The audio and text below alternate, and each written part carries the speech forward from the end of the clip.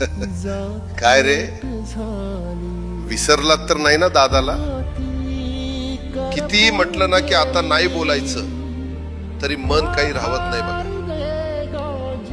माझ्या तमाम बारामतीकरांनो, आज तुमच्याशी संवाद साधताना मन थोडं जड झालंय.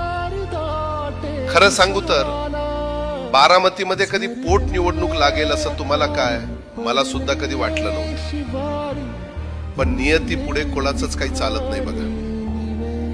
ज्या बारामतीत मी विकासाची गंगा आणली, रात्रंदिवस एक करून ज्या बारामतीचा कायापालट केला, आज त्याच बारामतीत ही पोट निवडणूक आपल्या समोर उभी आहे. आज तुमच्या समोर सुनेत्रा उभी आहे.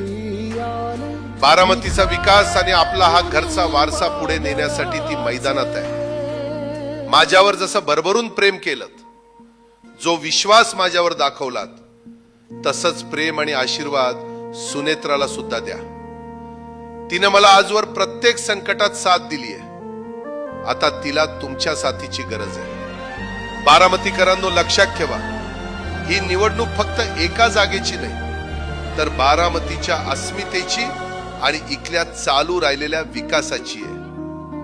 मी तिथे नसलो तरी माझा शब्द आणि माझी ताकद सुनेत्राच्या पाठीशी खंबीरपणे उभी आहे.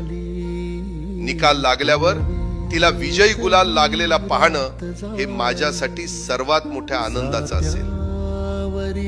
आणि शेवटी एकच सांगतो, जसे आजपर्यंत माझ्या मार्फत आपण बारामतीकरांनी मताधिक्याचे अनेक रेकॉर्ड केले, यावेळेस देखील एक नवीन रेकॉर्ड कराल आणि नेहमीप्रमाणे विरोधकांचे डिपॉझिट जप्त करण्याची परंपरा कायम ठेवाल अशी आशा व्यक्त करतो. चला, निरोप घेतो. सांभाळून घ्या. तुमचाच दादा.